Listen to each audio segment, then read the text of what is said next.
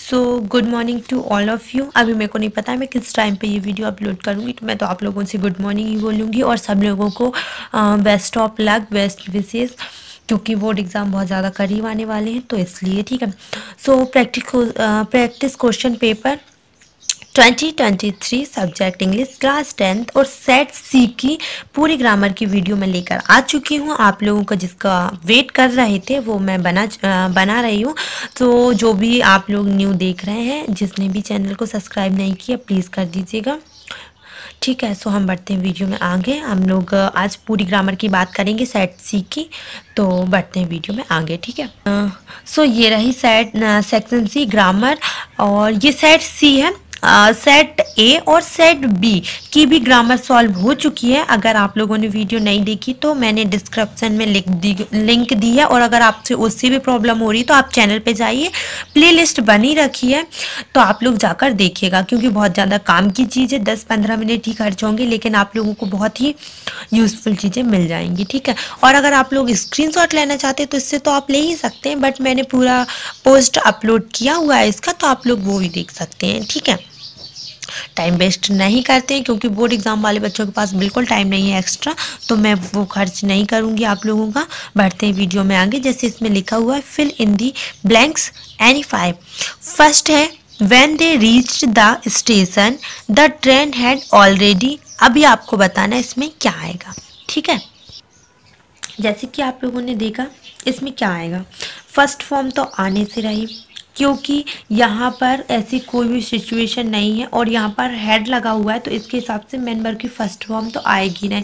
यहाँ पर ता है ती की कोई बात ही नहीं चल रही है। ठीक है, और मेन वर्ब में आईएनजी भी नहीं आएगी। देखो मेन वर्ब में आईएनजी कब आती है, जब हम प्रेजेंट परफेक्ट या कंटिन्यूस प्रेजेंट परफेक्ट कंटिन्यूस या पूरे कंटिन्यूस की बात होती है, जब मेन वर्ब में आईएनजी आती है। तो हम यहाँ पर देख रहे हैं ये सारी जो हेल्पिंग वर्ब यूज हुई है यहाँ पर हेड जैसे कि, तो यहाँ पर किसकी बात चल रही है, पास्ट परफेक्ट की। और आप लोगों को सभी को पता होगा जब भी पास्ट परफेक्ट की बात चलती है तो मेन वर्ब की थर्ड फॉर्म हमारे माइंड में सबसे पहले आती है।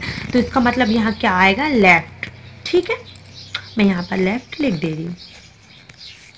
वीडियो समझ में आए तो आप मेरे को कमेंट में बताइएगा कि क्या प्रॉब्लम हो रही है आपको समझने में। ठीक है, जैसे लिखा है कि सेकंड देखेंगे रवि इज, यहाँ पर ब्लैंक है, इसके बाद है यूनिवर्सिटी स्टूडेंट।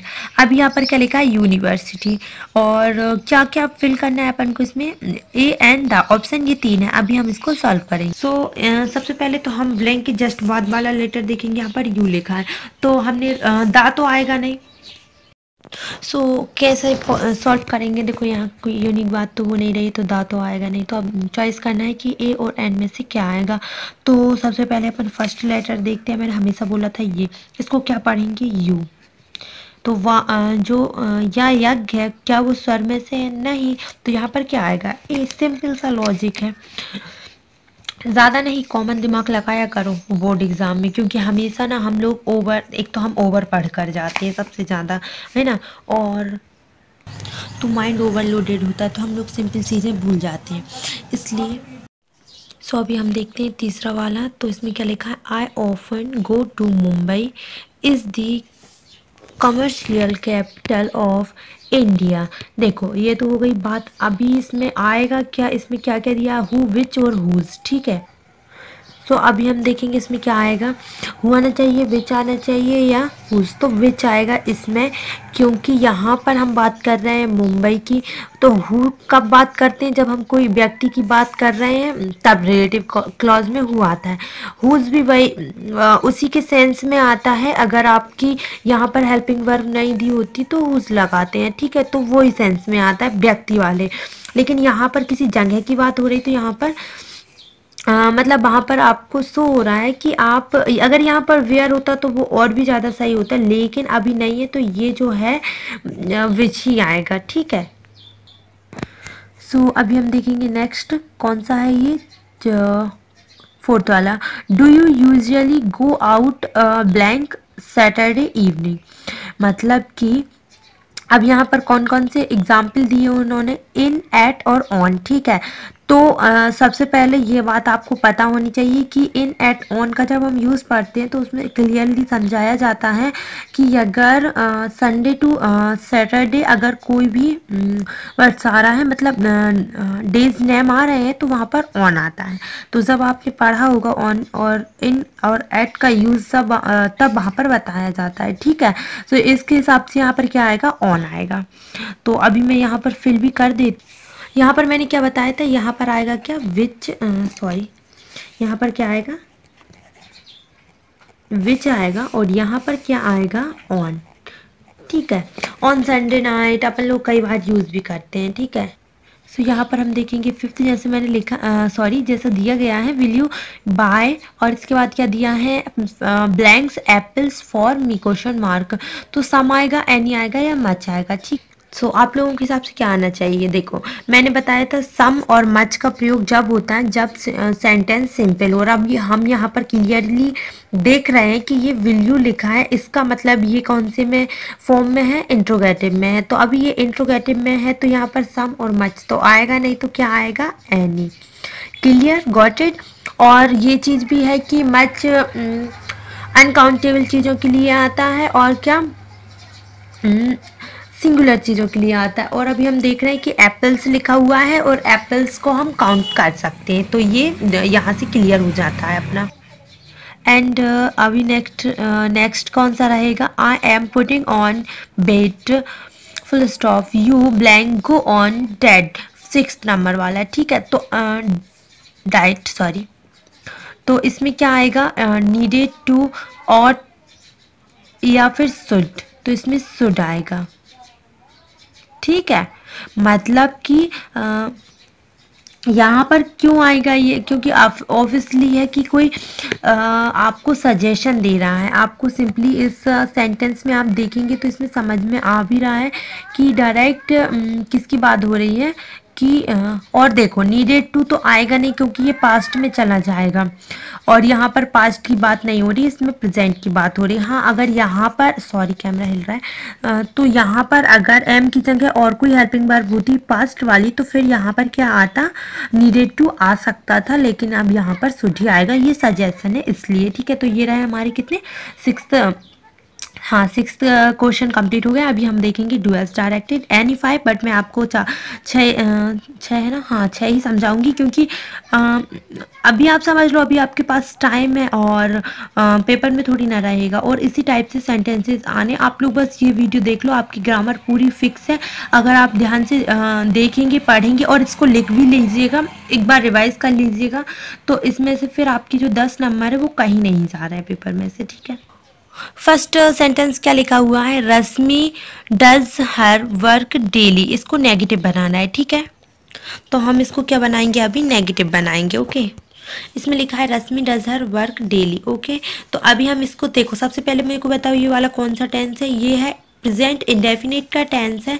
और उसमें हमको एक रूल समझाया जाता है, अगर मेंबर में एस या ई एस आती है तो हम क्या करते हैं, नेगेटिव बनाने के लिए उसको डज लगाते हैं। अभी डज क्यों लग रहा है, या तो आप ये समझ लो यहाँ पर ही सी इट नेम जहाँ भी आता है वहाँ पर डज आता है, या फिर मेन वर्ब में एस या ई एस आती है तब हम डज नॉट लगाते हैं। और हाँ याद रखना, ये जो डज है वो आपको कंफ्यूज करने के लिए दिया गया है, ये एज अ मेन वर्ब काम होता है।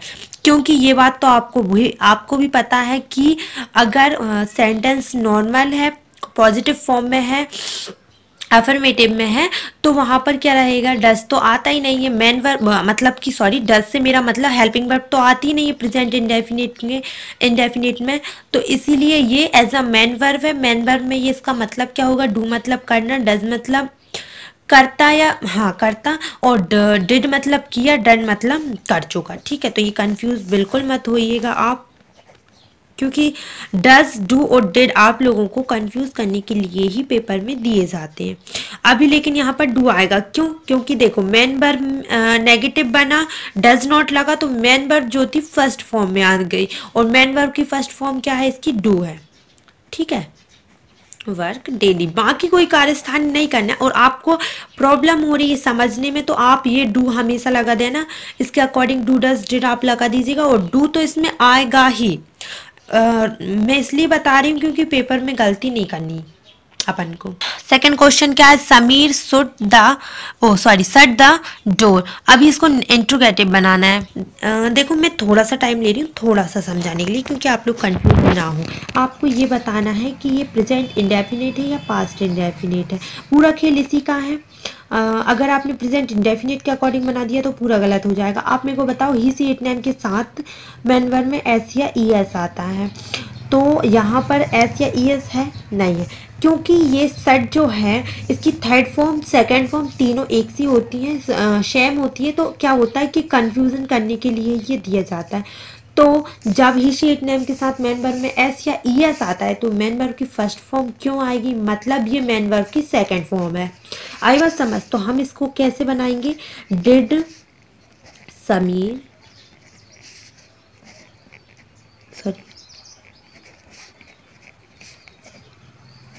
आया समझ। मतलब आपको कंफ्यूज करने के लिए दिया जा रहा था कि आप लोग डू लगा दें, लेकिन ऐसा नहीं करना। ये पास्ट इंडेफिनिट है और पास्ट इंडेफिनिट को जब भी हम इंट्रोगेटिव बनाते हैं तो डिड लगा कर बनाते हैं। तो डिड पहले आएगा फिर समीर फिर वो, ये जो है ना तीनों फॉर्म इसकी एक से होती है, इसलिए प्रॉब्लम होती है। अभी हम देखेंगे third number question. Third number question में क्या दिया है, इज द मतलब रीअरेंज करना है आपको। Is the honesty policy best, rearrange the words to make a meaningful sentence. आपको ये बनाना। तो ये तो बच्चे को पता है कि क्या है इसका answer, honesty is the best, sorry इसके लिए बेस्ट पॉलिसी। और हाँ एक वो एप्पल वाला भी आता है तो वो वाला भी रीड कर लेना, क्योंकि वो मोस्टली पूछा जाता है, इसलिए मैं बता रही हूँ। फोर्थ नंबर में क्या लिखा है, Hindi is taught by mister Sinha. अभी इसको क्या करना है, चेंज इनटू एक्टिव वॉइस। आया समझ। मतलब ये किस में दिया है आपको, पैसिव वॉइस में दिया, अपन को इसको किस में चेंज करना है, एक्टिव वॉइस में। चलिए करते हैं। तो अगर आपने एक्टिव टू पैसिव वॉइस नहीं पढ़े हैं तो आप मेरे को कमेंट में बताइए, मैं वीडियो लेकर आऊँगी। और मैं आपको ये फॉर श्योर कि मैं आप लोगों के लिए बोर्ड एग्ज़ाम के पहले ये वीडियो लेकर आऊँ। लेकिन जिसने नहीं पढ़ा वो आप कमेंट करना पड़ेगा। आपने अगर कमेंट नहीं किया मैं नहीं लेकर आऊँगी, आपकी मर्ज़ी। तो देखिए यहाँ पर इज़ लिखा है, ठीक है। तो अपन को यहाँ पर इसको किस में लेकर जाना है, एक्टिव में। तो एक्टिव में सबसे पहले क्या करते हैं, पीछे से शुरुआत करेंगे क्योंकि ये इसका सब्जेक्ट रहेगा। तो मिस्टर शिन, हाँ इतना क्लियर हुआ। अभी आपको ये पता होना चाहिए कि जब हम बात किसकी कर रहे हैं, जब हम बात मतलब ये इज इसलिए आया है क्योंकि ये प्रेजेंट इंडेफिनिट वाली हेल्पिंग वर्ब आती है। ये तो भैया आपको जब समझ में आएगा, जब आप समझ में आएगा जब आप इसको पूरा पढ़ लेंगे। क्योंकि ये देखना मैं आपको क्लियर भाषा में समझाती हूँ कि प्रेजेंट इंडेफिनिट का पास्ट प्रेजेंट इंडेफिनिट का प्रेजेंट कंटिन्यूअस में ट्रांसफर होता है, सिंपल सी बात है। तो अब इसको अगर एक्टिव में ले जाएंगे तो हमको प्रेजेंट इंडेफिनिट की helping verb use man verb use करनी पड़ेगी, ठीक है। तो ये टॉट है, मतलब इसका मतलब ये इसकी फर्स्ट फॉर्म क्या होगी, टीच। और नेम दिया है किसी का तो ई एस या एस लगेगा, तो इसमें क्या लगेगा, टी एच ई एस लगेगा। इसकी भी वीडियो अपलोडेड है, कहाँ ई एस कहाँ एस आता है, तो आप लोग देख लीजिएगा आपको चाहिए तो, ठीक है। तो मिस्टर सिन्हा टीच, इसके बाद क्या आएगा, हिंदी। ये इतना था, ठीक है, सिंपल है। अगर आपको समझ में नहीं आ रहा तो एक्टिव टू पैसिव वॉइस के लिए आप मेरे को कमेंट सेक्शन में बताइए, तभी मैं लेकर आ पाऊँगी। क्योंकि इतने जल्दी इसको समझाना बहुत इतना पॉसिबल नहीं होता है, क्योंकि मैं आपको ऊपर ऊपर का समझा रही हूँ, आपको समझ ही नहीं आ रहा है तो क्या मतलब। सो अभी हम देखेंगे फिफ्थ वाला Sania, I am so sorry, Sonia said I am make Sania said I am making tea, ठीक है। तो चेंज इनटू इनडायरेक्ट स्पीच, आपको नरेटिव करना पड़ेगा। नरेशन है ये, आपको अगर इसमें समझ में नहीं आता है इनडायरेक्ट और डायरेक्ट स्पीच में, तो ये नरेशन है, ओके। चलिए इसको सॉल्व करते हैं। इसका मैंने पहले से कर रखा है क्योंकि इसको थोड़ा सा समझाना पड़ेगा। ये एक टेंस आगे बढ़ता है, आप सबको पता होना चाहिए नरेशन में कि ये एम लिखा है, तो ये मतलब ये कौन सा टेंस है, प्रेजेंट कंटिन्यूस टेंस है तो ये पास्ट कंटिन्यूस में जाता है, और दोनों सेंटेंस को जोड़ने के लिए दैट का यूज़ करते हैं। अगर यहाँ पर सेड टू होता तो यहाँ पर हम टोल्ड कर देते, लेकिन यहाँ पर सिर्फ सेड दिया तो यहाँ पर सिर्फ सेड दैट आएगा, ठीक है। और जब भी हम बात करते हैं किसकी, जैसे अगर यहाँ पर ये ना सब्जेक्ट के अकॉर्डिंग होता है। अगर यहाँ पर कोई इसके सब्जेक्ट के अकॉर्डिंग ये आता है और इसके सब्जेक्ट के अकॉर्डिंग ये आता है, तो आपको अगर नरेशन डायरेक्ट और इनडायरेक्ट स्पीच समझ में नहीं आता है तो आप मेरे को कमेंट में बताओ, तो जल्दी से जल्दी वीडियो लेकर आऊँगी। आप लोग बताते जाइए आपको क्या क्या नहीं आता है, और जिनको आता है उनको समझ में आ ही रहा होगा। तो क्या बनेगा इसका, she said that she were making tea, simple. 6 वाला देखते हैं क्या लिखा है, the train will arrive in 30 minute. ये इसका क्या करना है, frame a question with when, मतलब आपको इसमें व्हेन का यूज़ करना है, मतलब कि ये क्या है, क्लॉज है। जब भी हम क्वेश्चन फ्रेम करते हैं, क्वेश्चन फ्रेम करते हैं तो ऑब्वियसली ये पूरा सेंटेंस इंट्रोगेटिव बनता है। तो अगर आप लोगों को प्रॉब्लम होती है, तो जैसे मेरी टीचर ने मेरे को पढ़ाया था उस हिसाब से मैं उस ट्रिक से आपको बताऊं तो क्या रहेगा, सबसे पहले आप पूरे सेंटेंस को इंट्रोगेटिव वे में बना लीजिए, ठीक है। और जो आंसर है वो तो हट ही जाएगा। व्हेन मतलब होता है कब, मतलब अब किस समय की बात हो रही, तो ये तो इसमें आएगा ही नहीं। इसका क्या बनेगा, पहले अब मैं इसको क्या कर ले रही हूँ, इंट्रोगेटिव बना ले रही हूँ। तो क्या करेंगे, विल द ट्रेन अराइव, ये तो अपन लिखेंगे नहीं, इन 30 मिनट के लिए यूज़ किया गया था तो वो भी नहीं लिखाएगा, क्योंकि इसका आंसर ही यही लिख देंगे, तो वैन लिखने का मतलब नहीं, और वैन आगे लग जाएगा। देखो जिन लोगों को समझ नहीं आता है उनके लिए ये स्पेशली है कि जब भी ऐसे क्वेश्चन फ्रेम के लिए आए कि वैन हु या वॉट किसका यूज़ करना है, तो आप उसका आंसर तो लिखते ही नहीं है, लेकिन सबसे पहले ये कीजिएगा कि मतलब कि जो सेंटेंस है उसको इंट्रोगेटिव वे में बना लो, इंट्रोगेटिव कर लो उसको, उसके बाद आप आगे व्हेन या हु जो भी दिया गया है वो लिख दो, ठीक है। तो ये पूरे कंप्लीट हो चुके हैं ड्यू एज डायरेक्टेड। तो ये रही हमारी आज की पूरी वीडियो। मैं आप का टाइम नहीं ले रही हूँ, मैं पूरी वीडियो एंड कर रही हूँ। और ये पूरी 10 नंबर की ग्रामर है, अगर आप इसको पढ़ लिए और समझ लिए तो इसमें से ही आना है, आपके 10 नंबर कहीं नहीं जा रहे हैं। ग्रामर इससे आउट ऑफ नहीं आएगी, 60% आएगा, और पूरा का पूरा ही आएगा, डोंट वरी। सो वीडियो मैं एंड कर रही हूँ, आप लोगों के लिए बेस्ट ऑफ लक। 1 तारीख से पेपर स्टार्ट है, बहुत ज़्यादा मेहनत कीजिए, और बाय टेक केयर। इसके बाद हाँ, एक इम्पॉर्टेंट चीज़, रुक जाइए वीडियो को बंद करने से पहले एक इम्पॉर्टेंट चीज़ सुन लीजिए कि इसके बाद सेट सी का ग्रामर बताने वाली हूँ। तो जिसने भी चैनल को सब्सक्राइब नहीं किया वो चैनल को सब्सक्राइब कर लो, क्योंकि इसके बाद सेट सी की ग्रामर आएगी और सेट डी की। प्रॉब्लम नहीं है, आई नो बहुत सारी वीडियोज़ देखने में टाइम वेस्ट होता है, लेकिन इसमें से ही आएगा। इसके बाद आपको कहीं वीडियो देखने की ज़रूरत नहीं है। बाय टेक केयर, मिलते हैं नेक्स्ट